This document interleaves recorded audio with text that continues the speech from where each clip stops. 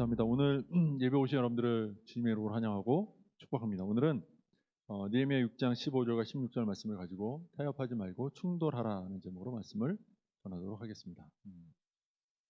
제가 오늘 말씀 제목을 정하면서 좀 과격한 것 같은데 라는 생각을 좀 했어요.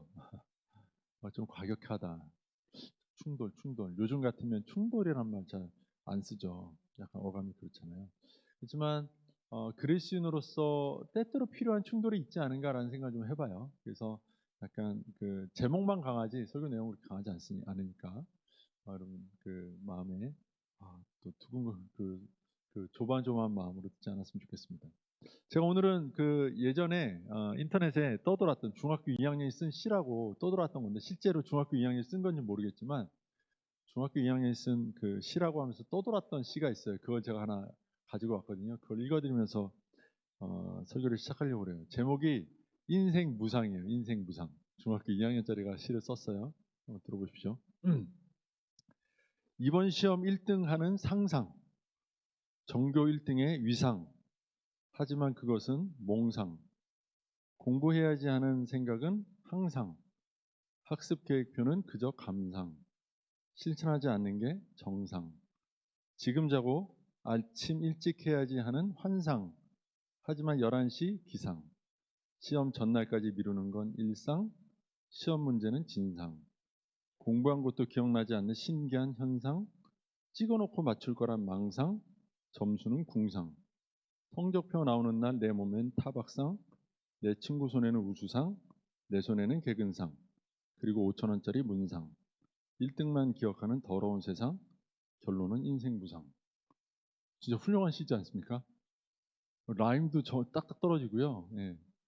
이걸 꽤 오래됐거든요. 이 시를 본 지 제가 10년은 된 것 같거든요.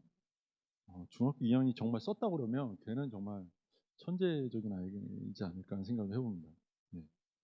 그러면 어떻게 이 시의 내용을 들으셨습니까? 공감되지 않으세요? 저는 매우 공감이 됩니다. 저는 중학교 때 공부를 참 못했기 때문에 이 아이가 하는 말이 정말 뼈에서 이렇게 진동처럼 느껴지는 그런 메시지였어요. 사실 중학교 2학년짜리가 뭘 알아라고 생각할 수 있지만 철이 없어 몰라서 그렇다라고 하기에는 이 시의 내용이 너무 절묘하게 우리의 인생 무상이라고 하는 그 말에 와닿지 않습니까? 오늘을 사는 많은 사람들이요 참 많이 하는 말이 있어요. 죽고 싶다. 죽고 싶다. 또는 죽지 못해 산다. 라는 말 참 많이 합니다. 되게 안 좋은 말이에요. 근데 어떤 때 보면 저도 문득 하고 있어요. 죽어야 되나? 이런 생각. 이런 말. 툭툭 나오는 거죠. 그만큼 세상이 너무 살기 힘들어졌어요. 제가 지난주에도 얘기했지만 IMF 시대 이후에 한순간도 경제 위기가 아니란 말 들은 적이 없어요. 계속 힘들대요. 어느 순간에도 좀 좋아졌어요, 나아졌어요, 그런 거 없어요. 제가 정확히 모르겠는데 IMF 때 국민소득이 얼마였습니까? 얼마 안 됐단 말이에요. 많아도 2만 불 이상 안 됐을걸요? 지금은 3만 불 시대로 우리는 살고 있어요. 제가 초중고 때는 3만 불 시대 그러면 그런 시대가 우리나라에 올 거라고 이런 생각을 했었단 말이에요. 근데 와 있단 말이죠. 충분히 경제적으로는 풍요로워졌는데 근데도 우리는 힘들대요. 죽겠대요. 너무 힘들대요. 하지만 제가 이 시간 오늘 이 말씀을 묵상하고 이제 준비하면서 느낀 건 뭐냐면 왜 그렇게 우리 인생이 힘들기만 할까라는 생각을 해보면서 왜 힘든가라는 그 이유를 한 가지 찾아왔어요. 그건 뭐냐면 삶의 목적이 없어졌어요. 방향이 없으니까 힘든 거예요. 뭘 해야 될지 몰라서. 아무리 힘들어도요. 해야겠으면 해요. 남자들이 게임에 빠지잖아요. 그러면 여자친구를 만나는 일이 굉장히 중요한 일인데도 불구하고 어떻게든 여자친구에게 빌고 사정을 하고 어떻게든 해서 시간을 쥐어짜서 게임을 해요. 작은 목표 하나를 이루기 위해서 정말 갖은 방법을 동원해서 게임을 합니다. 여자친구를 어르고 달래서. 네. 우리에게 뭔가 해야 되겠다라는 목적과 목표가 생기면 하게 되어 있어요. 사람은 그런 존재예요. 그런데 목적과 목표가 상실된 거예요. 또는 상실되진 않았지만 이룰 수 없는 목표일 거라고 그냥 선을 그어버린 거죠. 한 15년 된 것 같아요. 15년 좀 넘었죠. 20년 가까이 됐네요. 한 20년 정도 전에 한국 교계를 휩쓸었던 캠페인 하나가 있습니다. 어떤 캠페인이냐면 목적이 이끄는 40일 캠페인이라는 게 한때 굉장히 유행했던 적이 있습니다. 안 한 교회가 없을 정도로. 우리 충신교회도 했나 모르겠네요. 목적이 이끄는 삶 40일 캠페인. 그다음에 목적이 이끄는 교회 40일 캠페인. 예. 또 이제 그게 이제 한동안 조용하다가 한 2년 됐나요? 저 강남에 있는 사랑의 교회에서 또 무슨 생명 뭐 어쩌고 하는 40일 캠페인 요거 그대로 가져온 그걸 또 해가지고 또 뭐 되게 좋았다고 막 하는 얘기가 들려왔는데 사실 이 캠페인의 내용은 그겁니다. 하나님이 모든 인생에게 목적을 주셨다는 거예요. 그리고 그 5가지 목적을 주셨는데 그게 뭐냐면 예배, 교제, 훈련, 사역, 전도 이 5가지 목적을 모든 사람에게 주어서 사람들은 이 목적을 따라 살아가야 한다. 그럴 때 진정한 삶의 의미를 찾게 되어 있다. 그리고 성도들은 그렇게 살아야 하며 교회는 그런 목적으로 함께 이렇게 뭉뚱그려서 나아갈 수 있도록 방향 잡아야 된다. 이게 목적이 이끄는 삶 40일 캠페인의 주된 내용입니다. 책 한 권을 40일 동안 같이 일자별로 읽으면서 그날 성도들이 함께 새벽에 나누고 그러면서 우리의 삶의 목적은 한 주씩 이번 주는 예배야, 이번 주는 교제야, 이번 주는 훈련이야, 이번 주 사역이야, 이번 주는 뭐 전도야 그러면서 그걸 계속 묵상하시는 거죠. 아, 내가 이런 삶의 목적이 있는데 몰랐구나. 그때 당시에 성도들이 참 많이 도전을 받았어요. 제가 있었던 교회에서도 했었고, 그 당시에 그 교회 성도들도 많이 도전받았고, 많이 변화되었습니다. 많이 변화되었습니다. 그렇지만 20년이 지난 오늘 또 교회들을 돌아보면 그 목적들이 또 퇴색되어 있음을 발견하게 됩니다. 여전히 많은 성도들은 목적을 잃어버리고 살아요. 수도 없이 들었죠. 우리는 왜 삽니까? 하나님의 예배하기 위해 삽니다. 맞죠? 우리의 삶에서 우리는 뭐 해야 됩니까? 이 전도해야 됩니다. 그죠? 타는 연약한 애들을 돌아보는 사역을 해야 됩니다. 말씀을 배워야 됩니다. 훈련해야 됩니다. 우리끼리 교제해야 됩니다. 다 알고 있어요. 이제 너무 익숙해졌어요. 목적이 이끄는 40일 이후에 다 알고 있고 다 익숙해졌는데 그런데 예수 그리스도의 십자가 보혈로 구원받은 그래서 그 피로 말미암아 하나님의 자녀가 된 우리가 그럼에도 불구하고 그 목적을 별로 신경 쓰지 않거나 아니면 잊어버린 채로 살아갈 때가 많아요. 왜 그러고 있는 걸까요? 오늘 느헤미야 6장의 이야기는요. 하나님께서 주신 삶의 목적을 정확하게 직시하고 있는 느헤미야의 삶의 모습을 우리에게 보여주고 있어요. 자기에게 주신, 우리 개인에게 주신, 우리 가정에게 주신, 우리 교회에게 주신 하나님의 삶의 목적을 우리가 얼마나 간절하고 또 확실하게 붙잡느냐에 따라서 우리의 삶이 얼마나 견고해질 수 있는가를 오늘 본문은 우리에게 알려주고 있다는 거예요. 오늘 본문을 보면요, 느헤미야를 통해서 이루어진 시작된 성벽 공사가 모든 역경 4장, 5장의 내부의 적, 외부의 적, 하여튼 힘든 과정들을 거치면서 왔잖아요. 그리고 나서 이제 6장에 오면서 성벽이 다 연결됐다는 얘기가 나와요. 연결은 됐죠. 다 이제 쌓아졌다는 얘기가 나와요. 1절에 보면 산발락과 도비아와 아라비아 사람 겟셈과 그 나머지 우리의 원수들이 내가 성벽을 건축하여 허물어진 틈을 남기지 아니하였다 함을 들었는데 이렇게 말합니다. 허물어진 곳이 없게 이제 성벽을 다 쌓았다는 거예요. 훌륭하죠? 엄청난 일이 벌어진 겁니다. 오늘 본문 이제 15절 16절에 따르면 15절에 보면 52일 만에 이 공사가 끝났다라고 분명하게 기록하고 있잖아요. 52일 만에 이 놀라운 일을 끝낸 거예요. 대단하죠. 그것도 절반은 칼을 차고 무장을 하고 성을 지키고 그 나머지 절반도 한 손에 방패와 창을 들고 한 손을 가지고 공사해가지고 52일 만에 4km 정도 되는 예루살렘 성을 복구시켜낸 거예요. 근데 1절에 따르면 뭐가 하나 안 됐냐면 내가 아직 성문에 문짝을 달지 못했다 이렇게 표현하고 있어요. 문짝 못 단 거예요. 문짝을 하나 못 단 거예요. 그런 상태에서 지금 성벽 공사가 완성이 된 상태인 거죠. 4장에서 이 그 산발락과 도비아가 지금 예루살렘 성벽이 다 완성됐다는 걸 6장에 들었지만 4장에서 그들은 다 쌓기도 전에 여호가 올라오면 무너질 거라고 그랬고 그들은 너희들이 모르는 틈에 우리가 쳐들어가서 너희들을 다 멸망시켜버리겠다고 했었고 조롱도 했다가 협박도 했다가 계속 못하게 했어요. 또 5장에 보면 그들 안에서 자기 그 종족을 자기 형제들 종으로 삼고 그들의 전답을 담보 삼아서 빼앗아 버리고 이런 일들이 벌어졌어요. 그런 문제들이 질비했음에도 불구하고 52일 만에 이 공사가 끝이 났다. 이건 우리에게 시사하는 바가 있죠. '되게 힘들었겠다.'라는 생각도 들 수 있지만 '어떻게든 해냈다.'라고 합니다. 해냈는데 너무 빨리 해냈다. 너무 잘 해냈다라는 거예요. 어떻게 이게 가능했을까? 성만 쌓지 않고는 불가능한 일을 했다는 거죠. 그 말은 다시 말하면 이 52일간 예루살렘에 있는 유대인들의 삶의 목적은 무엇이었는가? 예루살렘 성벽 쌓기였다는 거예요. 우리의 삶에서 신앙을 가로막는 많은 요소들이 있다고 말을 하죠. 근데 그런 가로막는 많은 요소들이 있음에도 신앙생활을 참 잘하고 신앙이 아름답게 성장하는 사람들의 면면을 들여다보면 결국 뭐가 있냐면 그들은 삶의 최우선 목적을 하나님께 예배하는 하나님을 신앙하는 삶에 맞춰 놓고 산다는 거예요. 그러면 다른 것들이 아무리 그들을 건드려도 그들의 신앙은 점점 더 견고해지는 것들을 보게 됩니다.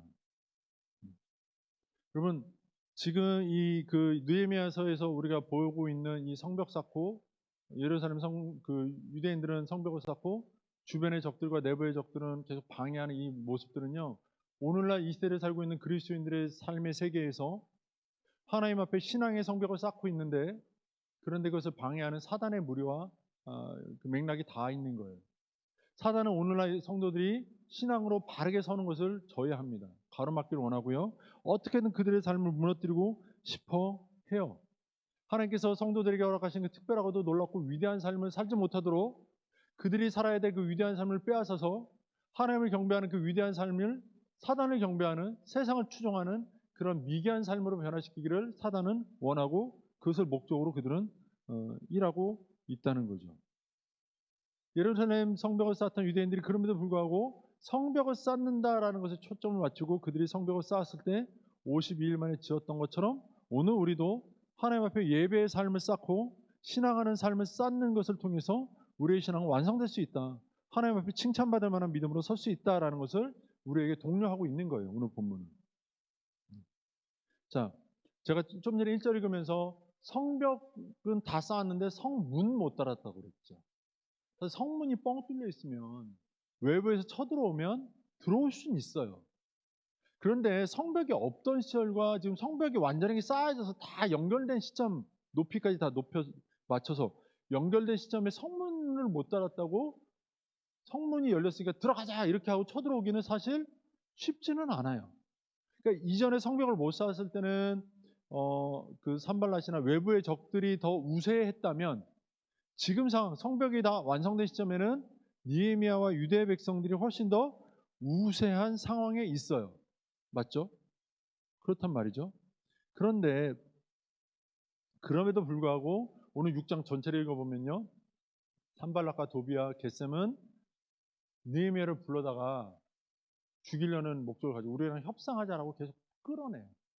자기들이 쳐들어서 들어갈 수 없으니까 느헤미야를 불러내서 느헤미야를 죽여 없앨 계획을 계속 세워요. 4번, 5번 편지를 보냅니다. 불러내요. 자, 우리가 이걸 보면서 한 가지 배워야 될 게 있어요. 사단에게 좀 배워야 될 게 있는데 뭐냐면 그들은 포기하지 않는다는 거예요. 성문짝 하나만 열려 있어도 그들은 포기하지 않는다는 거예요. 아마 성문을 달았어도 그들은 포기하지 않았을 거예요. 산발락과 도비아는 포기하지 않았을 거예요. 왜냐하면 예루살렘이 강화되면 강화될수록 자신들의 그 영향력은, 자신들의 권세는, 자신들의 생명력은 떨어질 게 뻔하니까. 오늘날 우리가 살아가는 이 시대도 마찬가지입니다. 하나님의 백성, 하나님의 도성의 영향력이 강해질수록 세상의 도성, 그 사단의 그 세력은 약화될 수밖에 없어요. 그러므로 그리스도인들이 삶의 자리를 신앙의 터 위에 잘 세워갈수록 사단은 목숨 걸고 방해하며 싸울 수밖에 없게 되어 있어요. 그것들을 우리가 잘 이해하고 있어야만 합니다. 사단은 그걸 너무나 잘 이해했고 문짝 하나 안 달린 그 시점에 끝까지 느헤미야를 불러내려고 갖은 수를 쓰는 거예요. 4번이나 편지를 보냈는데 느헤미야가 나는 안 가겠다. 성벽 공사를 완성해야 되니까 문짝 하나 안 달았는데 그것마저 다 달아야 되겠으니까 못 나가겠다라고 딱 잘라 말하니까 5번째 편지를 보낼 때는 편지를 봉하지 않고 보내죠. 왜 그랬을까요? 당시에 그 근동지방에서는 봉하게 돼 있어요. 왜냐하면 그 어쨌든 그 지역의 그 관할자끼리 주고받는 서신인데 중간에 열어보면 안 되잖아요. 그래서 밀랍이나 진흙 같은 걸 이겨가지고 그 서신에 그걸 이제 못 열도록 이렇게 딱 봉하게 돼 있었단 말이죠. 근데 다섯 번째 편지에는 그걸 봉하지 않고 보내요. 왜 그랬냐면 누구든지 열어보게 하려고. 사신 보낸 그 서신 전달자가 열어보고 그 안의 내용들을 퍼뜨리게 할 의도였던 거죠. 그 안의 내용은 이런 겁니다. 느헤미야, 네가 성을 쌓아서 진정 페르시아를 배신하려고 하느냐, 이런 내용이었던 거예요. 그러니까 그 느헤미야가 왕을 배신하려 한다는 소문을 내서 그 일대에서 많은 이제 페르시아를 따르는 사람들의 주요 표적이 되게끔 만들기 위해서 그렇게까지 합니다. 가진 수를 쓰는 거죠. 그럼 오늘 우리는 이만큼이나 우리의 신앙을 지키기 위해서 가진 수를 다 쓰고 있느냐? 한번 생각을 해볼 필요가 있지 않겠느냐라는 거예요. 끝까지 포기하지 않는 것. 끝까지 포기하지 않고 그리스도를 넘어뜨리려고 했던 사단처럼 우리는 그보다 더 심하게 끝까지 포기하지 않고 그리스도인의 삶을 지켜내려고 하는 노력들이 필요하다라는 사실을 우리는 이해해야 됩니다. 그것이 바로 우리의 그리스도인들의 그 인생의 목적에 대한 그 목적 의식을 이야기한다고 말할 수 있습니다. 하나님을 예배하고 하나님을 추종하는, 요즘 무슨 드라마에서 추앙이란 말을 막 하던데, 하나님을 추앙하는 그런 삶을 살기 위해서는요, 그 하나님께 대한 그 하나님께 예배하기 위한 어떤 삶을 살아야 한다는 목적 의식이 분명해야 됩니다. 이 목적 의식이 있으면 사람은 상황에 매이지 않게 되어 있어요. 상황을 뛰어넘게 되어 있습니다. 하나님 예배하려는 목적을 가진 사람은요, 자기 이익에 매이지 않습니다. 주일날 일 안 해도 아쉽지 않아요. 그죠? 때로는 자기 물질과 이익을 선뜻 하나님의 나라의 일을 위해서 내놓는다 해도 아깝지 않아요. 심지어는 생명을 내놓는 자들도 있을 정도예요. 그건 어떻게 가능합니까? 자기의 인생의 목적, 삶의 목적 의식이 분명하기 때문에 그렇습니다. 그리스도인으로서의 인생의 목적 의식이 있는 자들은 그런 삶을 살 수 있다는 거죠. 교회도 마찬가지입니다. 교회를 이 땅 가운데 세우신 하나님의 목적에 대한 인식이 분명한 교회는, 그것이 잘 인지된 교회는 물불 가리지 않고 이 시대를 거슬러 올라서 생명이 있는 모습을 드러내게 되어 있습니다. 영혼을 구원하고요, 지역사회를 하나님의 평안과 평화로 덮어주는 교회가 될 수 있다는 것이죠. 여러분, 한번 생각해 보십시오. 나는 개인의 그리스도인으로서 하나님을 향한 인생의 목적의식이 있는가? 좀 더 넓혀서 우리 가정은 하나님께서 원하시는 가정의 목적을 가지고 있는가? 우리 가정 존재의 목적이 무엇인가? 사실 가정의 목적은 잘 몰라요. 우리 가정 두루 평안하고 자녀를 잘 낳고 화목하게 지내는 거요, 이렇게 얘기를 하는데, 하나님께서 그 이상의 것을 여러분의 가정에 주셨을 수 있다는 사실을 한번 생각을 해보십시오. 있을 것입니다. 또 우리 교회에도 분명히 있을 거고요, 여러분 직장에도 하나님의 뜻이 있을 겁니다. 직장 동료들이 다 예수를 믿지 않는다 할지라도 예수 믿는 여러분 한 사람을 거기에 보내셔서 그 직장을 통해서 이루시고자 하시는 하나님의 뜻이 있고, 그 뜻을 이루기 위한 목적을 가지고 여러분들 거기에 두셨음을 우리는 알아야 하는 것이죠. 우리는 하나님을 따르는 사람들로서 하나님의 목적과 뜻에 맞게 순종하고 따라가야 하며, 정말 그게 따라가고 있는가 수시로 점검해야 되는 거예요. 부부는 서로 그것을 함께 점검해주고 함께 격려해주고 함께 그것을 할 수 있도록 응원해주는 그런 그 돕는 배필로, 함께하는 배필로 하나님이 세워주셨다라는 것을 우리는 알아야 돼요. 신앙생활 잘 못하고 떨어지면 왜 그거밖에 못하냐고 손가락 자르고 화내고 막 이럴 것이 아니라, 더 잘할 수 있도록 그가 더 신앙의 목적을 찾고 하나님 앞에 더 뛰어가는 인생이 될 수 있도록 기도해주고 응원해주고 도와줄 수 있어야 된다는 거죠. 이제 도래하는 하나님의 나라가 우리 앞에 완전히 도래되어질 때까지, 임할 때까지 우리는 그런 삶을 살아야만 하는 겁니다. 사실 우리는 하나님의 그 아들이신 예수 그리스도의 십자가 은혜로 말미암아 그것을 믿음으로 구원받은 하나님의 백성이 되었습니다. 신분이 완전히 변화되었고 이제 하나님의 자녀로서 살아가게 되었습니다. 그래서 우리는 하나님의 자녀로서의 삶의 목적을 가지고 살 수밖에 없어요. 그럼에도 불구하고 아직 하나님의 나라가 이 땅 가운데 완성되지 않았기 때문에 하나님의 나라가 완전히 이 땅에 도래할 때까지는 우리는 이 땅에서 치열하게 사단과 싸움을 벌일 수밖에 없습니다. 전쟁은 사실 이미 끝났습니다. 승리했어요. 그렇지만 남은 사단의 무리와의 전투가 남아 있는 거죠. 단 언제까지? 주님의 나라가 임할 때까지. 소소한 삶의 싸움들이 우리의 삶에는 펼쳐지게 될 것입니다. 그때 그 싸움을 해 나갈 수 있는 그 힘과 능력과 목적은, 이유는 우리가 하나님의 자녀로서 부르심 받아서 하나님의 말씀대로 살아가야 한다고 하는 그 목적의식에서 나올 수 있다는 거예요. 여러분, 제가 이제 청년들을 오래 지도하면서 청년들이 결혼할 때까지 참 좋았는데 결혼하고 나면 참 힘들어하는 모습을 많이 봐요. 왜 그러냐면 청년들이 결혼이라는 데 목적의식을 가지고 교제를 하니까 그렇게 되는 경우가 많아요.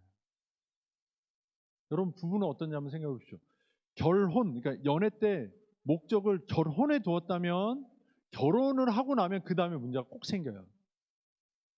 결혼이 아니라 결혼 이후에 만들어가야 될 하나님 나라를 위한, 하나님을 위한 거룩한 가정에 초점을 두면 그 다음에 좀 더 그 아름다운 가정을 만들어가는 경우들을 보게 돼요. 우리가 목적을 어디에 두었는지를 점검할 필요가 그래서 있는 거예요. 연애 잘했고 결혼도 잘했습니다. 목적이 결혼이니까 거기서 끝나버리는 거예요.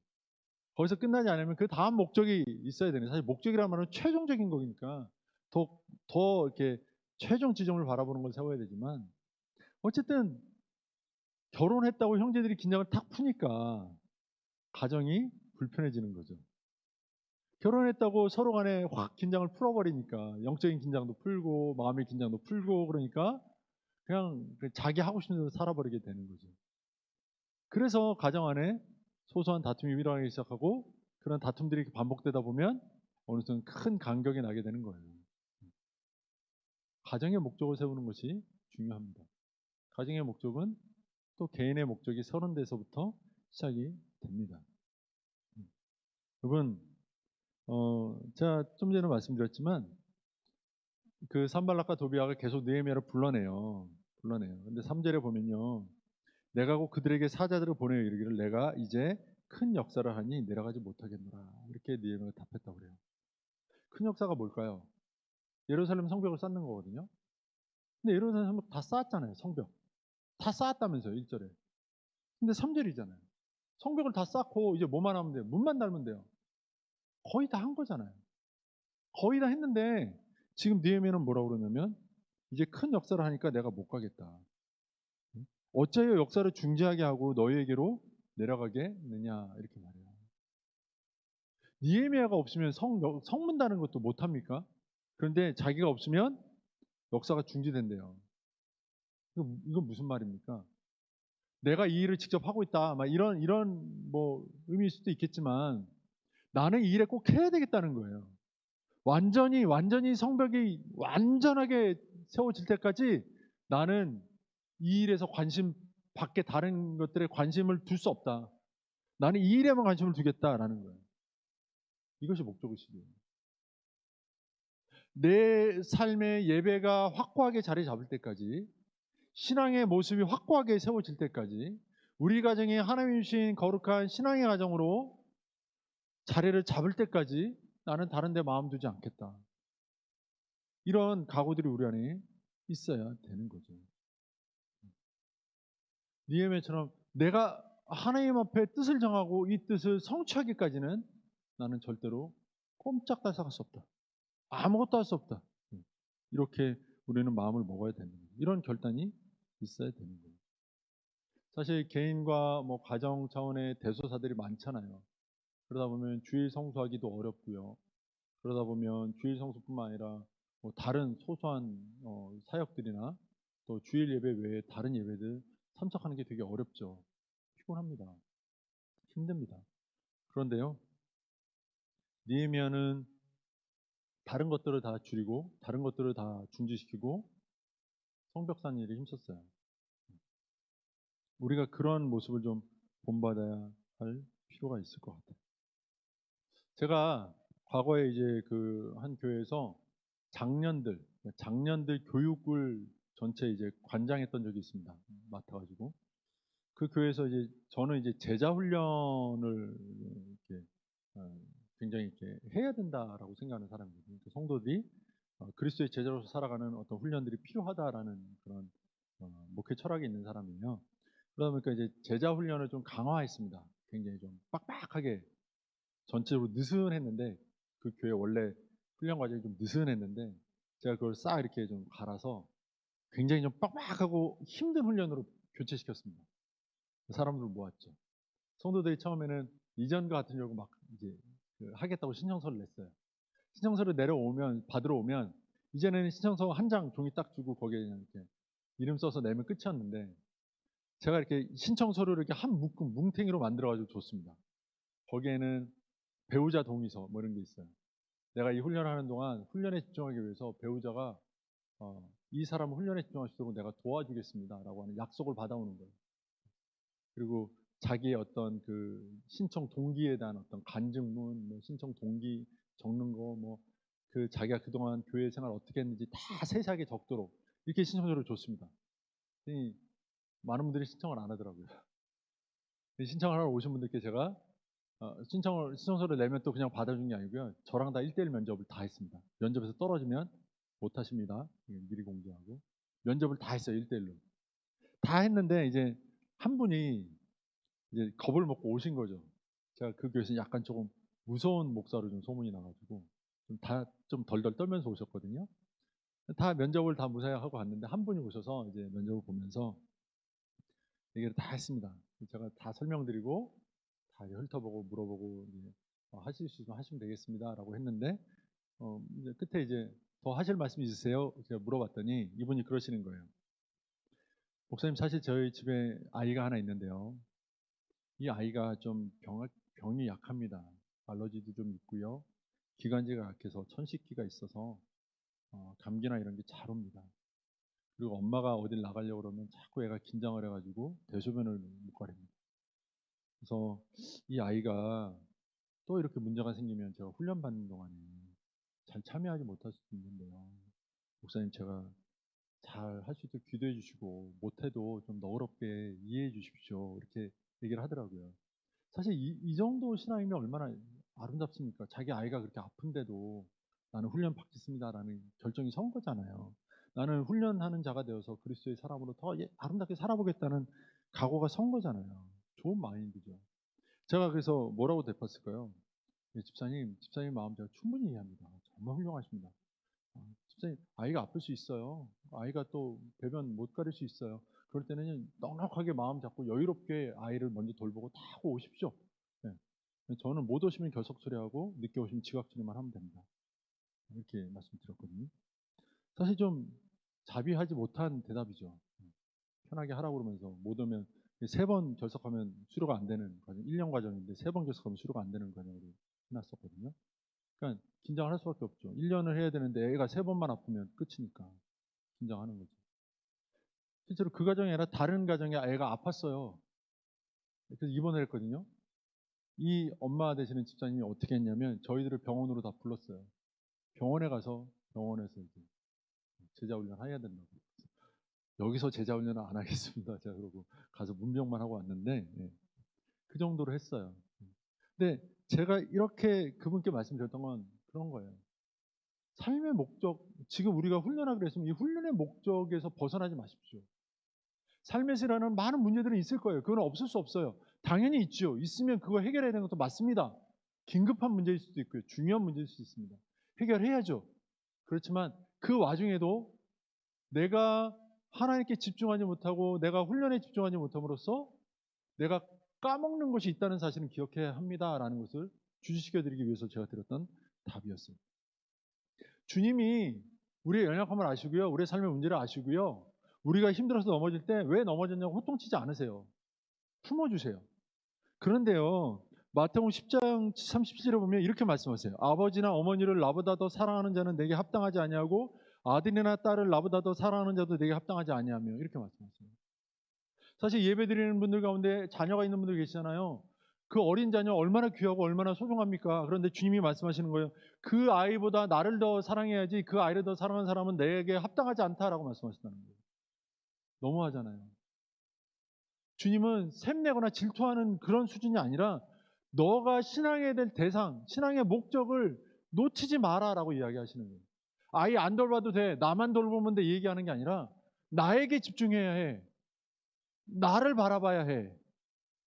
너의 자녀가 아니라 나를 바라보면 우선이야.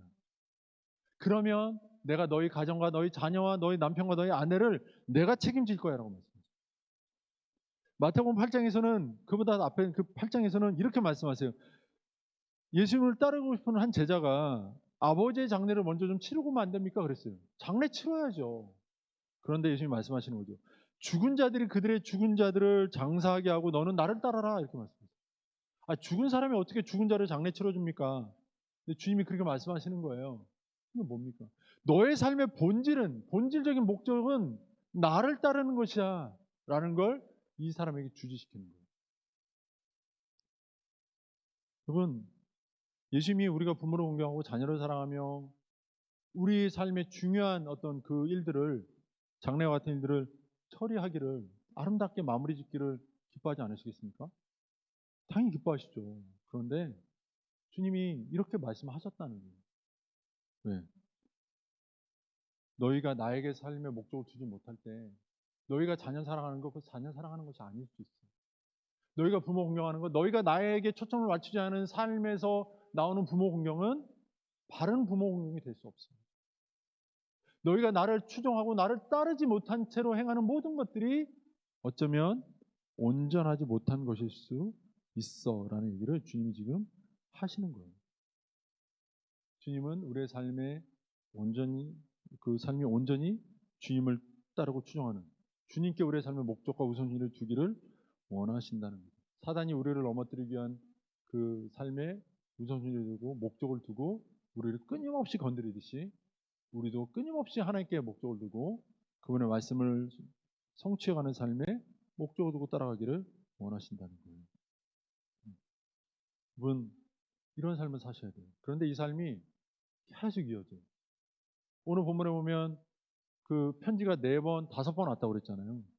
계속 보내는 거죠. 계속 찾아오는 거죠. 계속 유혹하는 거죠. 타협하자고 찾아오는 거죠. 이전에는 위협했어요. 싸우자고 했어요. 그때 창을 들었어요. 칼을 들었어요. 그랬더니 싸움이 없이 끝났어요. 그랬더니 그 다음에는 우리랑 타협하지 않을래?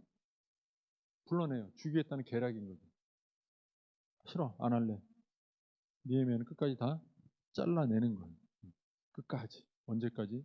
성벽 문짝이 다 달릴 때까지 최소한. 최소한. 그러면서 느헤미야가 뭐라고 기도합니까? 우리가 오늘 읽었던 그 본문 중에는 없지만 느헤미야가 말해요. 9절에 보면 이제 내 손을 힘있게 하옵소서. 어떤 힘을 있게 하라는 거죠? 내가 하나님께 뜻을 두고 목적을 두고 살아갈 힘이 있게 하여 주옵소서. 끝까지 하나님만 의지하고 하나님만 바라고 하나님께서 힘을 주셔서 나로 하여금 나아가게 해 주셔야 됩니다라는 이야기를 느헤미야는 하고 있는 거예요. 여러분, 그랬더니 이제 어떻게 하냐면요. 그 10절에 보면 스마야라고 하는 사람이 나옵니다. 그 후에 무에다벨의 손자 들라야의 아들 스마야가 두문 분출하기로. 이 사람이 누군지는 정확히 모르지만 아마 제사장 또는 선지자 격인 사람인 것 같아요. 이 사람이 근데 오늘 갑자기 안 나오는 거예요. 안 나타나는 거예요. 이스라엘 백성이 술렁했어요. 니에미아가 직접 찾아간 걸 보면 영향력이 분명히 있는 사람이었던 거죠. 내가 그 집에 가니 그가 이르기를 그들이 너를 죽이러 올 터이니 우리가 하나님의 전으로 가서 외소 안에 머물자. 하나님의 전으로 가자라고 말할 수 있는 사람은 제사장일 거다라는 추측이 가능하죠. 그 문을 닫자. 저들이 반드시 밤에 와서 너를 죽이리라 하기로. 이 선지자격이고 제사장격인 이 스마야라는 사람이 니에미아를 찾아오니까 우리 성전으로 대피하자. 거기 숨자. 저 산발락과 도비아가 반드시 너를 죽이러 올 거니까 숨자. 이렇게 얘기해요. 자, 지금 제사장쯤 되는 선지자쯤 되는 사람이 이렇게 얘기하면 니에미아가 마음이 흔들릴까요? 안 흔들릴까요? 흔들리죠. 권위 있는 사람이잖아요. 적어도 이스라엘을 위해서 존재하는 일하는 사람이잖아요. 하나님의 사람이라는 사람이잖아요. 그 사람이 숨어야 돼 라고 말했을 때 니에미아가 진짜 숨어야 되나라는 생각을 할 수도 있었지 몰라요. 근데 니에미아가 그렇게 하지 않겠다고 말해요. 그 성경은 말하기를 스마야가 저 산발랏의 어떤 그 뇌물을 받고 그런 짓을 벌였다라고 말해주고 있어요. 예외는 몰랐죠. 몰랐지만 그렇게 하지 않아요. 우리가 하나님께 주신 목적대로 살아갈 때 있잖아요. 한없게 쉽게 넘어지는 게 뭐냐면 성도들끼리 그 정도는 괜찮아. 그래도 돼 하는 거예요. 제일 무서운 게 누구냐면 부부간에 여보 그 정도는 괜찮지 않을까? 당신 오늘 안 가도 괜찮을 거야. 그런 말도. 되게 무서운 말이에요. 온전히 하나님을 섬기게 하라는 그런 내 마음을 누그러뜨리는 말들을 부부간에 쉽게 하는 것 우리 자중하셔야 돼요. 성도들 간에도 그런 말 쉽게 하는 것 자중하셔야 돼요. 그렇지만 누가 그런 말을 했다고 탓할 게 아니라 내가 그런 말에도 현혹되지 않을 굳건한 믿음을 가지는 게 더 우선이에요. 저는 그 말씀을 먼저 드리는 거고 오늘 스마의 모습을 보면서 부부간에 좋은 신앙의 격려자가 되고 그 인도자가 되어주시기를 부탁드리면서 이 스마일을 보는 거예요. 부부간에 얘기하면 이게 되게 영향력 있게 들리거든요. 별거 아닌 것 같은데도요. 내 아내가 허락해주면 안 가도 될 것 같고 안 해도 될 것 같은 거예요. 보통 남편들이 주로 교회 잘 안 오려고 그러니까 남편들이 주일날 교회 가기 싫어가지고 소파에서 딱 붙어가지고 이제 물화일체가 돼가지고 이렇게 딱 붙어있는 모습을 보면 아내가 가자 하다가 포기하고 오잖아요. 또는 아이들이 중고생 지면 피곤해가지고 못 일어나거든요. 침대에서. 그러면 깨우다가 지쳐가지고 안 되니까 오늘 유튜브로 드려. 뭐 엄마 먼저 나갈 테니까 너 와. 막 이러면서 간단 말이죠. 바로 그 순간 그 아이는 그 남편은 이제 자유를 얻는 거죠. 안 가도 될 구실을 얻는 거죠. 왜? 신앙 좋은 내 아내가 나를 방치했거든요. 그 안에 신앙의 목적이 없는 사람이 방치가 돼버리니까 그냥 거기서 끝나버리는 거예요. 사랑하는 성도 여러분, 내 자녀에게, 내 남편이나 내 아내에게, 또 교회 안에 우리 교우들에게 신앙의 목적이 굳건하게 서 있지 못한 모습을 보거든 끝까지 그들을 격려하고 끝까지 그들이 하나님의 성벽만이 아니라 성문까지 완료할 때까지 그들을 도와주고 섬겨주고 이끌어주고 기도해주고 함께 가야 됩니다. 그래야 진짜 건강한 부부 공동체, 가정 공동체, 교회 공동체가 세워질 수 있는 거죠. 그렇지 않으면 그 신앙의 목적을 성취하고 나가는 가정 이런 거는 요원한 일이 될 수밖에 없습니다. 말씀을 마칠게요. 구세군의 창설자인 윌리엄 부스라는 사람이 있습니다. 윌리엄 부스. 이 윌리엄 부스가 83세까지 살았거든요. 84세까지 살았거든요. 84세까지 살았는데 이 사람이 원래 젊을 때 병이 들어가지고 죽을 뻔했던 사람이에요. 의사한테 갔어요. 그때 의사가 뭐라고 그랬냐면 당신 이런 몸으로 목회하면 1년 만에 죽습니다. 1년 안에 반드시 죽습니다. 좀 쉬세요. 그리고 당신이 이렇게 안 쉬고 이렇게 하다가 죽고 하나님 앞에 가면 하나님 당신 혼낼걸요? 틀림없이 자살 방조했다고 당신한테 뭐라 하실 거예요. 했어요.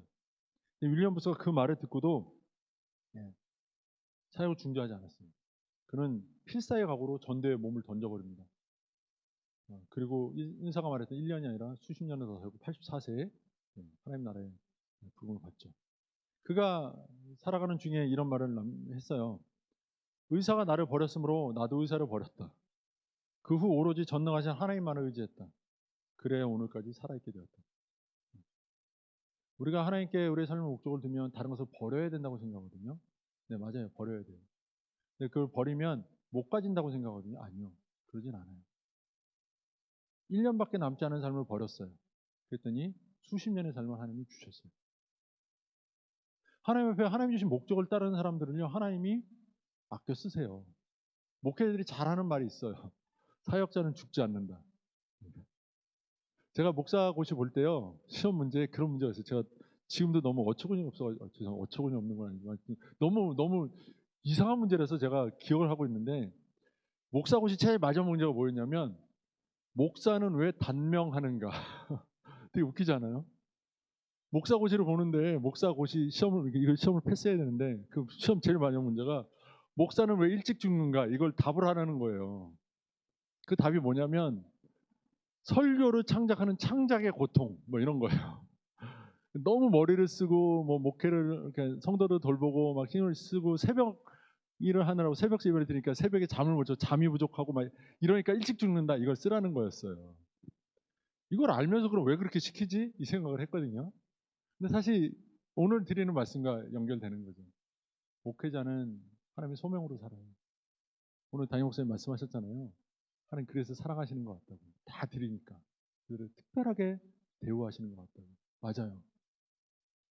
저도 극히 공감하는 말씀입니다. 하나님께 다 드린 사람, 하나님께 삶의 목적을 드린 사람은요, 하나님 특별히 대하십니다. 그들에게 남겨진 1년의 인생을 거두시고, 내다 버리시고, 수십 년의 인생을 주시고요. 그들이 가질 수 있는 뭐 요만큼의 물질을 거두시고, 내다 버리시고, 이만큼의 물질을 허락하시기도 하세요. 빈곤한 인생을 풍성한 인생으로 변화시켜 주세요. 다툼이 있던 가정을 평안하고 사랑 많은 가정으로 변화시켜 주세요. 이게 하나님께 소망을 둔, 하나님께 목적을 둔 인생, 하나님께 목적을 둔 가정의 실체라는 거죠. 우리는 그것을 알아야 하고 이해해야 되고 믿으며 기대하며 그런 믿음의 삶을 살아갈 수 있어야 되는 거예요.